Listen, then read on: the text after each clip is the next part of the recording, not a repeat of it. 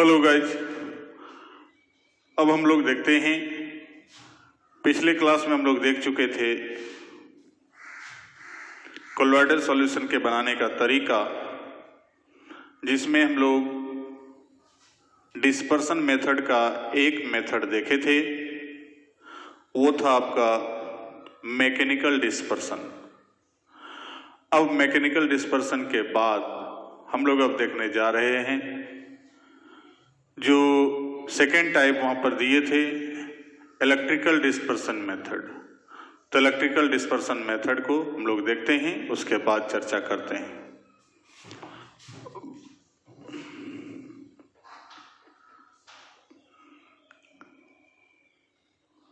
तो second number वहां था by electrical dispersion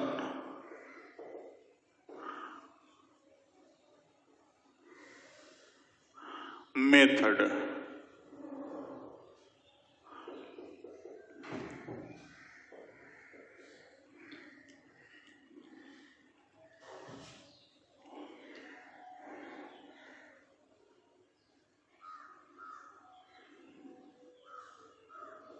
This method is also called Bradig's arc method।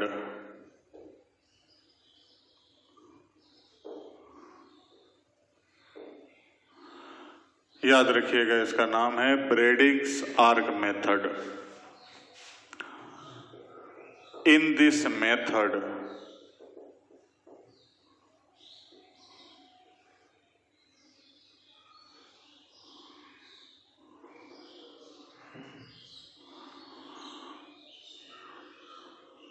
two rods or plates of dispersed phase are connected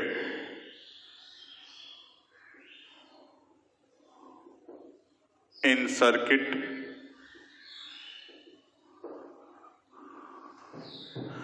then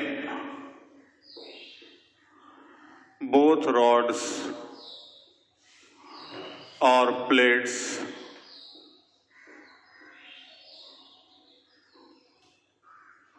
are dipped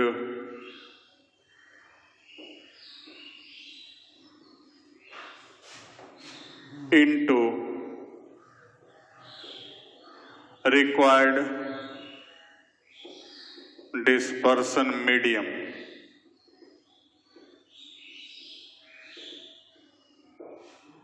जो आवश्यक dispersion medium होगा उसमें उसको डुबाया जाएगा।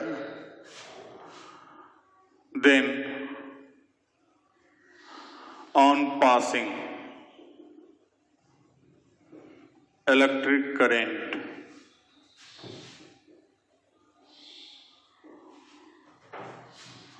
Through circuit,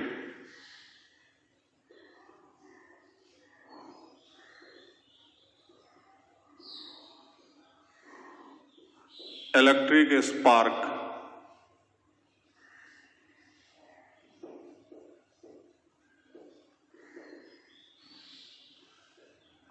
are produced between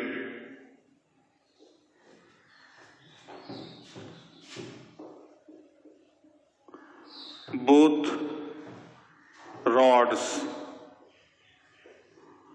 or plates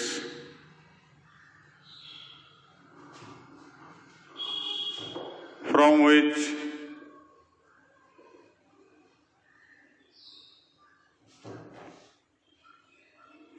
particles of dispersed phase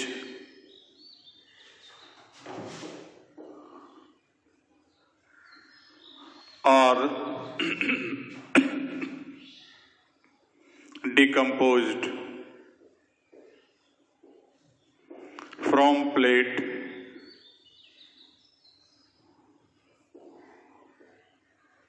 or rods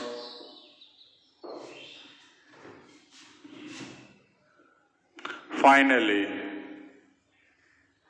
such particles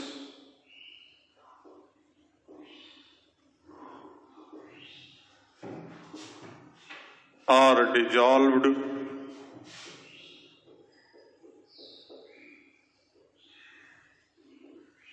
into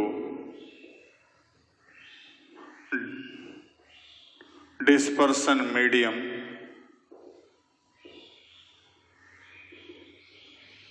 and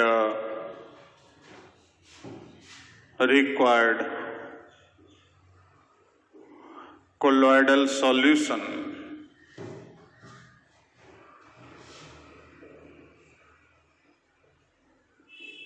is formed.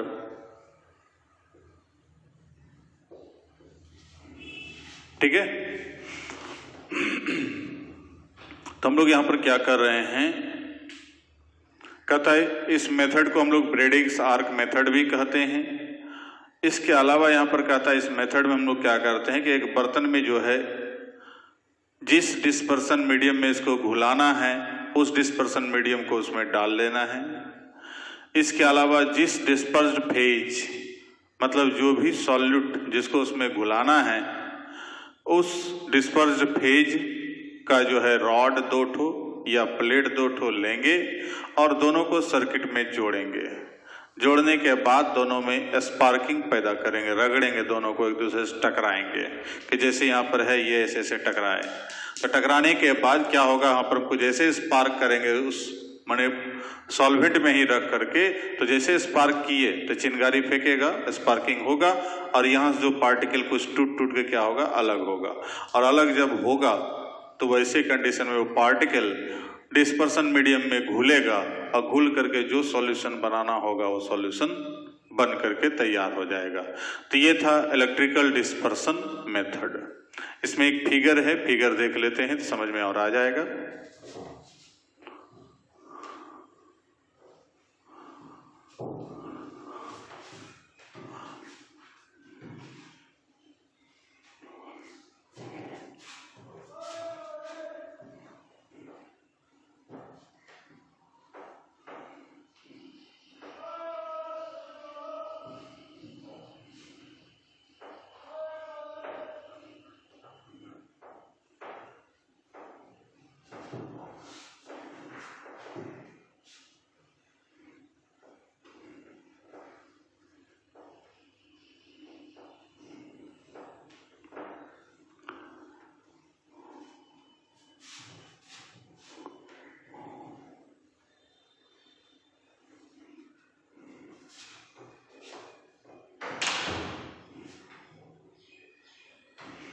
एक बर्तन लिए,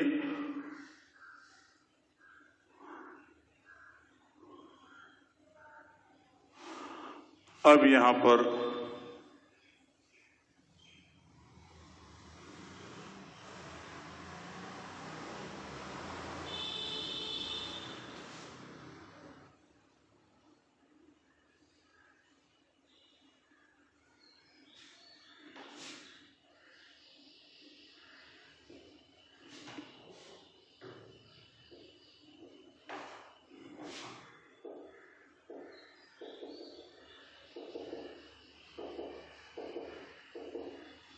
इस प्रकार से यहां पर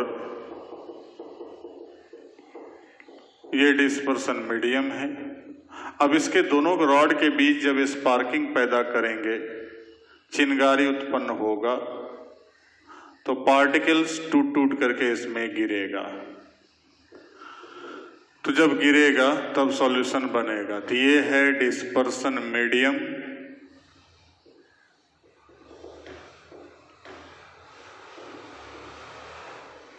और ये है rods of dispersed phase।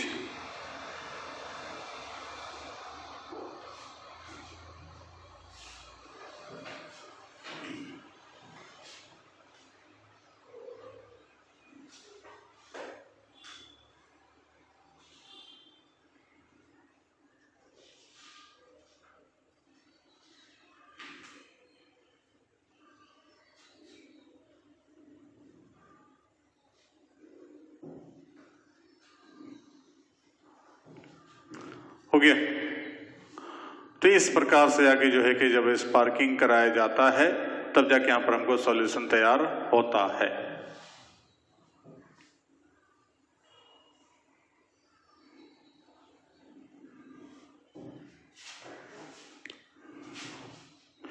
In this method, KOH is used as stabilizer। पिछले क्लास में बोले थे कि स्टेबलाइजर का इस्तेमाल हमेशा सब में करेंगे, तो स्टेबलाइजर के रूप में यहाँ पर किसका इस्तेमाल कर रहे हैं? KOH का। और एक बात और,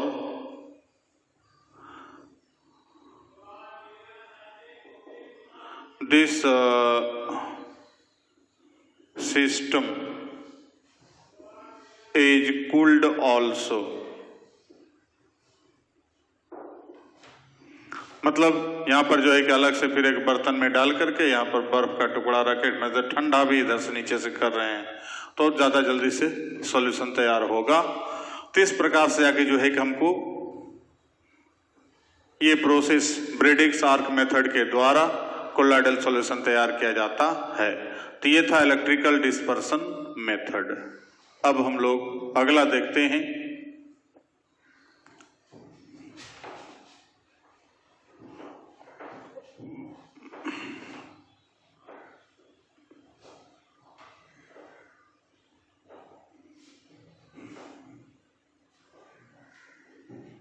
तीसरा,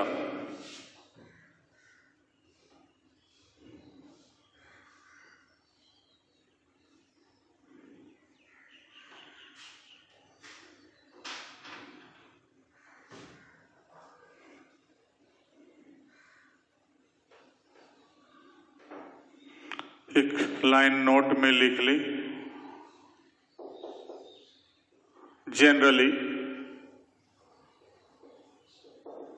in this method,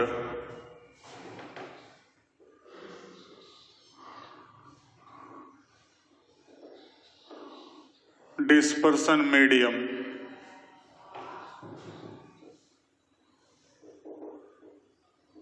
should be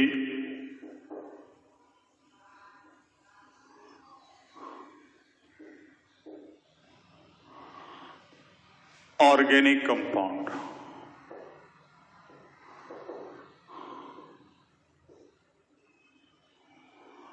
Otherwise, fire can catch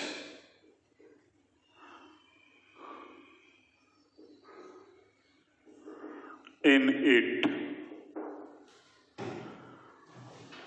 नहीं तो इसमें आग भी पकड़ सकता है। तो वैसे कंडीशन में जाकर के जो है कि यहाँ पर हमेशा जनरली आके लिया जाता है क्या है? ऑर्गेनिक कंपाउंड डिस्पर्सन मीडियम के रूप में, तो उसका इस्तेमाल करेंगे, नहीं तो आग भी पकड़ सकता है। ये चीज को दिमाग में हमेशा डाल करके चलना है कि इस मेथड में इतना काम करना है। अब चलिए तीसरा number,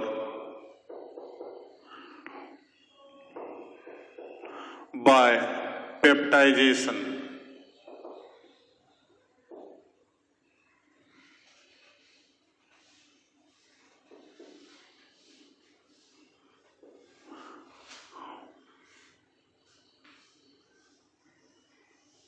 Sometimes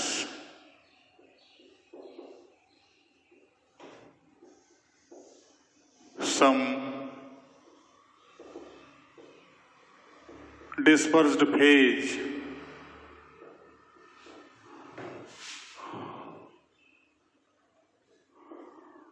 are not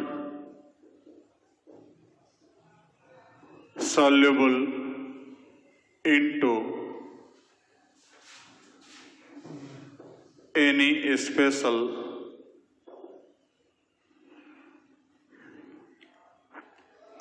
dispersion medium. कभी कभी ऐसा होता है कि किसी विशेष डिस्पर्सन मीडियम में कुछ जो है डिस्पर्स्ड फेज सॉल्युबल नहीं है, घुलता नहीं है, घुलनशील नहीं है। तब इस केस में यहाँ पर क्या होता है कि यहाँ पर कोई एक अन्य पदार्थ लेकर के उसके उपस्थिति में जब इलेक्ट्रिक करंट पास करते हैं तब जाकर के जो है कि वहाँ पर जाकर के जो वो घुलता है और घुल के सॉल्यूशन बनाता है, उस पदार्थ को बोलेंगे पेप्टाइजिंग एजेंट, और ये घटना कहलाएगा पेप्टाइजेशन। ठीक है, कि मतलब वहाँ पर एक्स्ट्रा एक सब्सटेंस, जैसे वहाँ स्टेबलाइजर लेते थे उसी तरह से यहाँ पर हम एक सब्सटेंस लेंगे जिसको पेप्टाइजिंग एजेंट बोलते हैं, और वो पेप्टाइजिंग एजेंट के उपस्थिति में आराम से फिर वो घुल करके, मैंने उसमें सॉल्युबल नहीं था तब उसके उपस्थिति में सॉल्युबल हो गया, जस्ट लाइक मतलब एक तरह से ये कैटलिस्ट का तरह काम कर रहा है, और उसके उपस्थिति में वो जाके हमको घुलना चालू कर दिया, घुल करके सॉल्यूशन तैयार कर रहा है, कोलॉइडल सॉल्यूशन बना रहा है। तो इस मेथड को हम लोग कहते हैं पेप्टाइजेशन, और ये जो पदार्थ हम लोग एक्स्ट्रा यूज किए वो कहलाता है पेप्टाइजिंग एजेंट। तो हम लोग then in the presence of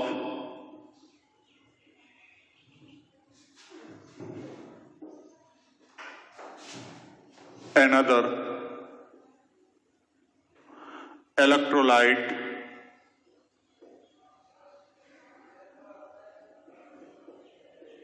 such dispersed phase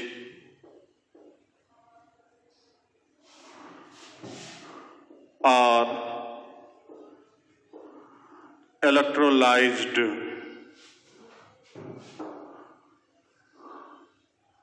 from which after dissolving colloidal solution is formed.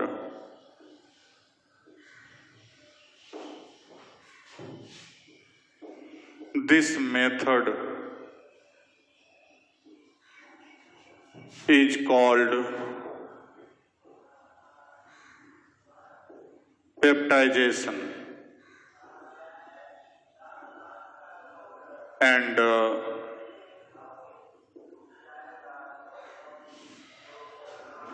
used extra electrolyte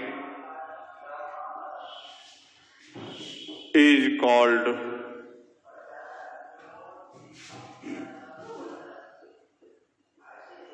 peptising agent.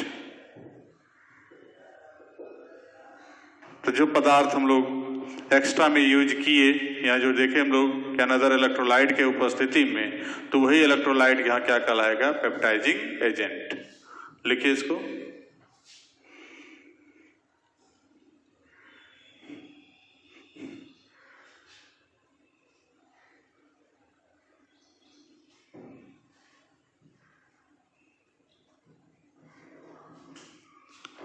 तो यहाँ पर हो गया that is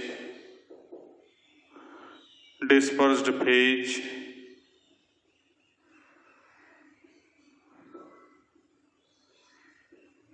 plus dispersion medium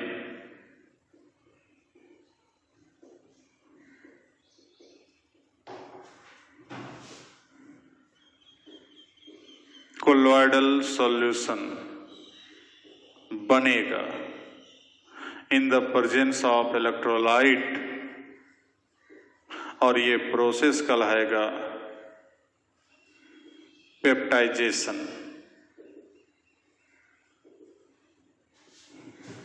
और ये पेप्टाइजिंग एजेंट, जो पेप्टाइजिंग एजेंट है यहाँ पर पीए इसको कर दें,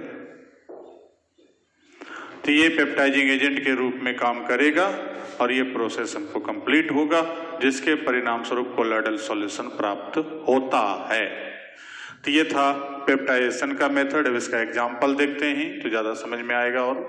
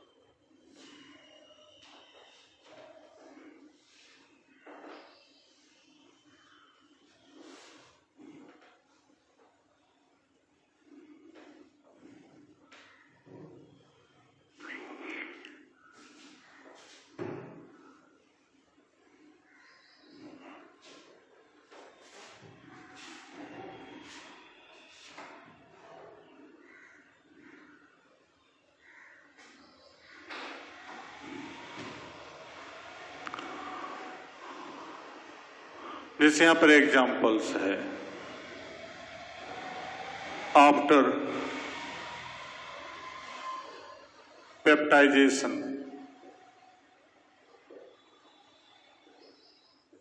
of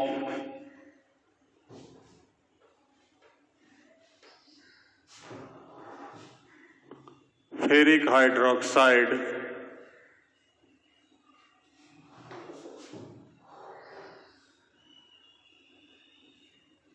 its colloidal solution is formed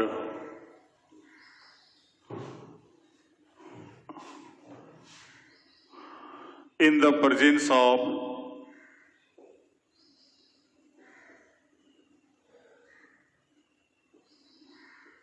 ferric chloride.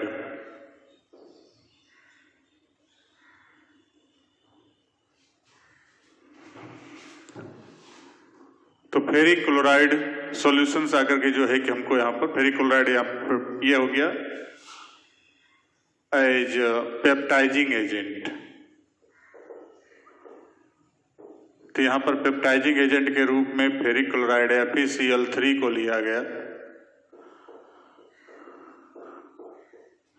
कब? जब फेरिक हाइड्रोक्साइड का सॉल्यूशन बनाएंगे कोलोइडल सॉल्यूशन, तब। ऐसे वो घुल नहीं रहा था, लेकिन जैसे फेरिक क्लोराइड का सॉल्यूशन लाके इलेक्ट्रिक करंट पास कराते हैं तो वो घुलना चालू हो जाता है। दूसरा, कोलोइडल सॉल्यूशन ऑफ CDS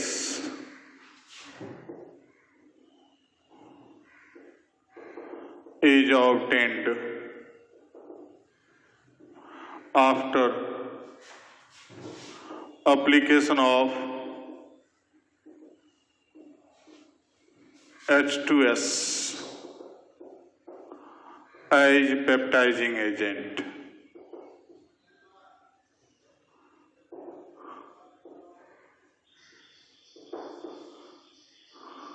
तो पेप्टाइजिंग एजेंट के रूप में यहाँ पर H2S का इस्तेमाल करते हैं, तब जाकर के जो है कि हमको सॉल्यूशन प्राप्त होता है कैडमियम सल्फाइड का। तो ये एग्जांपल्स है पेप्टाइजेशन का। अब हम लोग चलते हैं अगला method, bye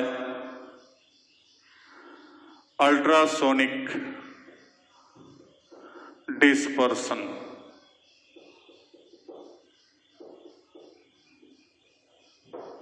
Sometimes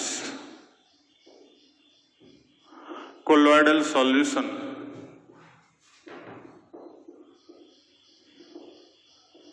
also can be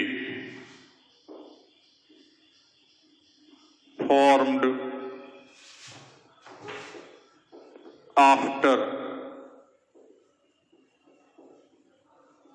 dissolving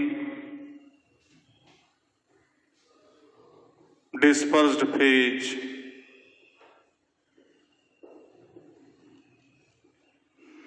into dispersion medium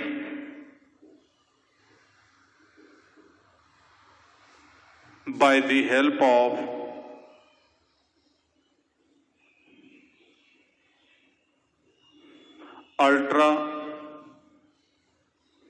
ultrasonic wave।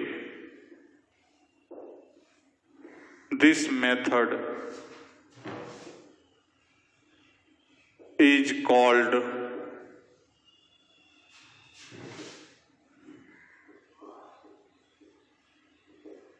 ultrasonic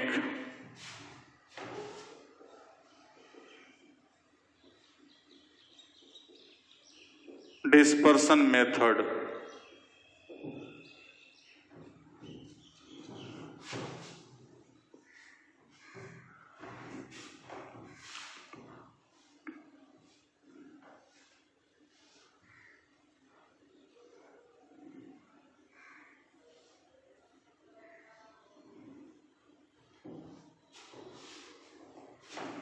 Example, colloidal solution of quartz crystal can be obtained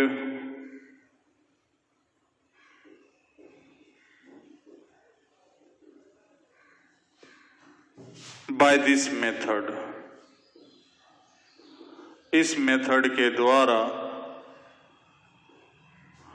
quartz crystal का जो है कोलॉइडल सॉल्यूशन प्राप्त कर सकते हैं। इसमें कुछ विशेष नहीं है, जहां पर क्या है डिस्पर्सन मीडियम लिए, डिस्पर्स्ड फेज लिए, अब उसमें अल्ट्रासोनिक वेव हाई फ्रीक्वेंसी वाला उसमें जाके हमको वहां पर प्रवाहित किए, जिसके परिणाम स्वरूप वहां पर जाके क्या होगा, जो भी डिस्पर्स्ड फेज का जो पार्टिकल्स है वो टूट टूट करके छोटे छोटे पार्टिकल के रूप में कन्वर्ट हो जाता है और उसके बाद तब जाकर के डिस्पर्सन मीडियम अर्थात सॉल्वेंट में घुल करके सॉल्यूशन तैयार करता है।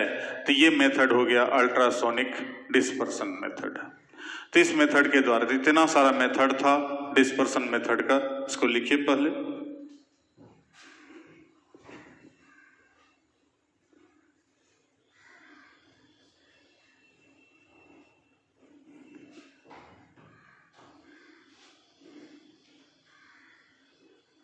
हो गया।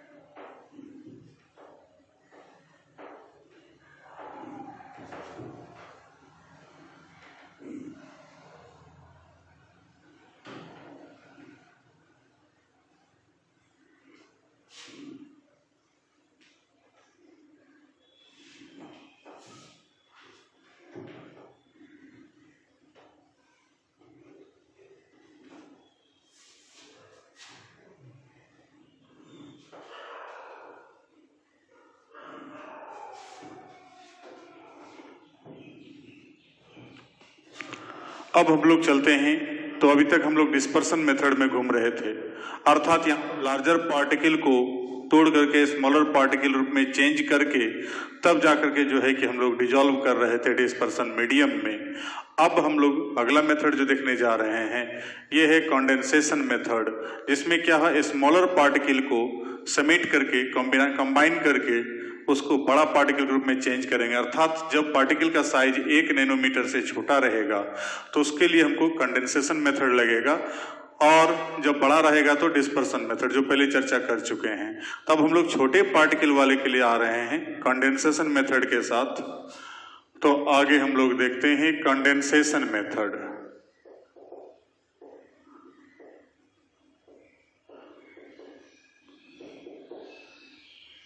When size of particles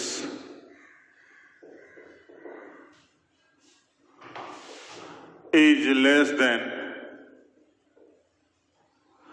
1 nanometer, then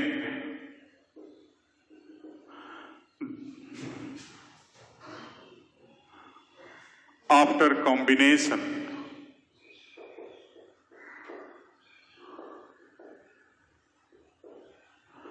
of particles of dispersed phase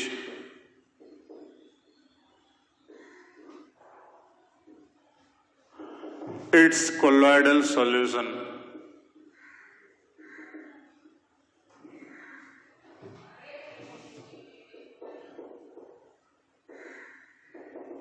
is formed. This method is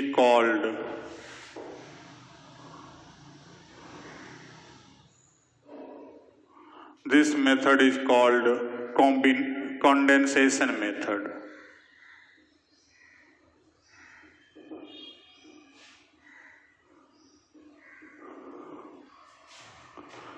It has 2 types.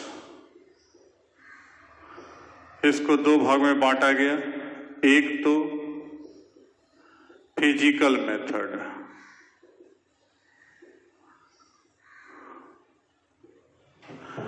और दूसरा केमिकल मेथड। अब फिर हम लोग फिजिकल मेथड को लेके चलते हैं।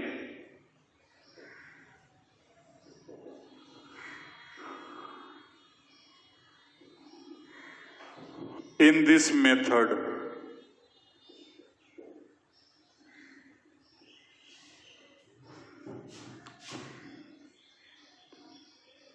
फिजिकल या कहिए कि colloidal solution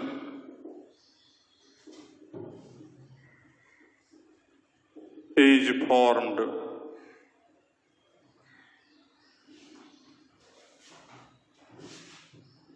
after physical changing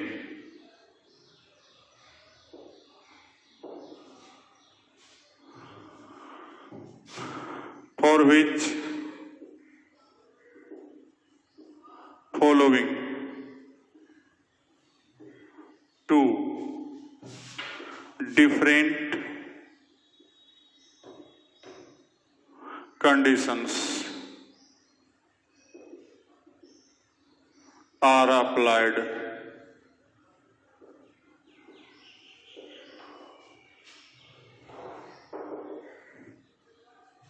तो इसमें दो अलग अलग कंडीशन चेंज किया मैंने अप्लाई किया जाता है, तो उसको जस्ट देखते हैं तुरंत। तो इसमें ऑलरेडी फिजिकल चेंजिंग हो रहा है, कोई केमिकल रिएक्शन नहीं, इसमें केमिकल रिएक्शन होगा और इसमें क्या होगा, फिजिकल चेंजिंग होगा। तो पहले फिजिकल चेंजिंग में देखते हैं कि क्या क्या फिजिकल चेंजिंग में हो रहा है, तो उसको पहले इसको लिख लीजिए।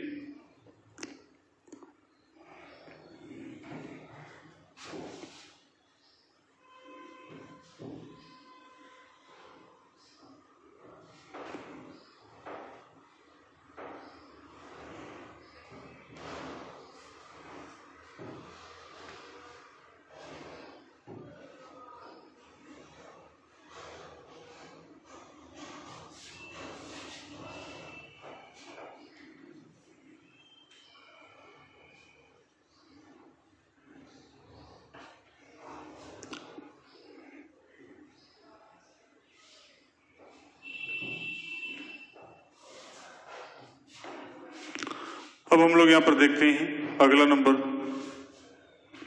मतलब इसमें जो दो टाइप है उसको दो कंडीशन क्या क्या है। A number,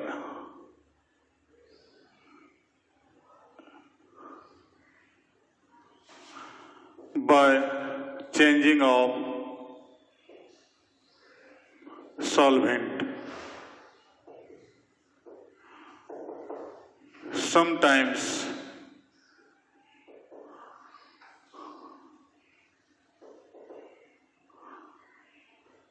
any individual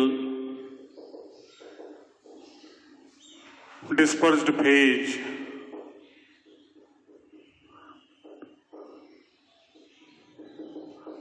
is not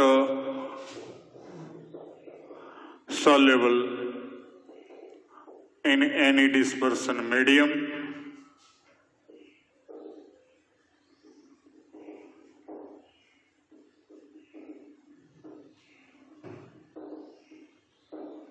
then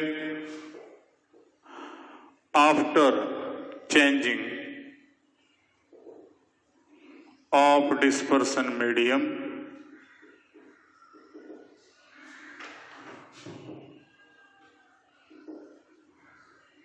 colloidal solution is formed। तो कभी कभी ऐसा होता है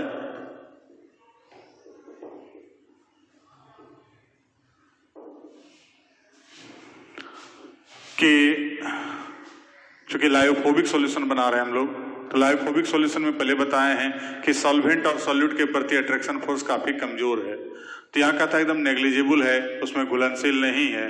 तो वैसे कंडीशन में कैसे घुलाएंगे, तो घुलाने के लिए यहाँ पर कंडीशन यहाँ पर है कि जाकर के सॉल्वेंट को यदि हम चेंज कर देते हैं तब वहां पर जाकर कोलॉइडल सॉल्यूशन बन सकता है।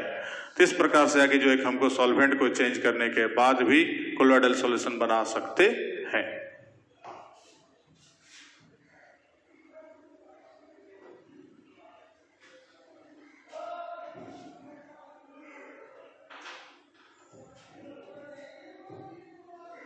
एग्जाम्पल के लिए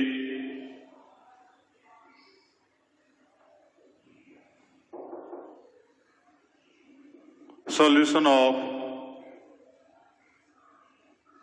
सल्फर और फास्फोरस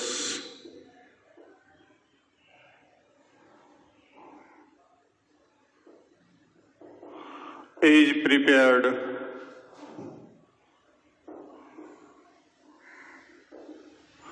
in alcohol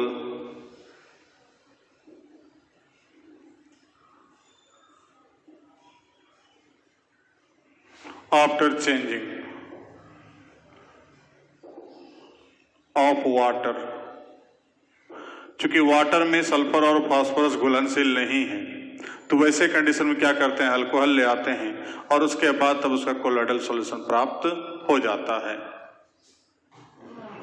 दूसरा नंबर है by increasing temperature.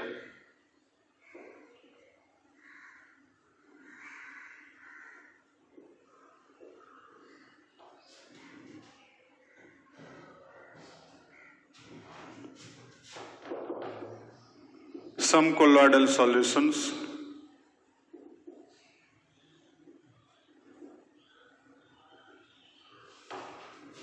are prepared by increasing temperature। Temperature को इंक्रीज करने के पश्चात कोलॉइडल सॉल्यूशन हमें प्राप्त होता है कि जाकर के जैसे टेम्परेचर बढ़ाएंगे तो वैसे कंडीशन में जाकर के जो है कि कोलॉइडल सॉल्यूशन हमको क्या होगा, मतलब जो घुलने वाला नहीं था वो आराम से घुलता है because of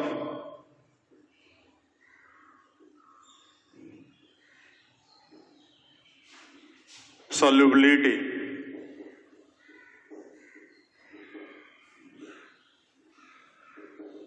is directly proportional to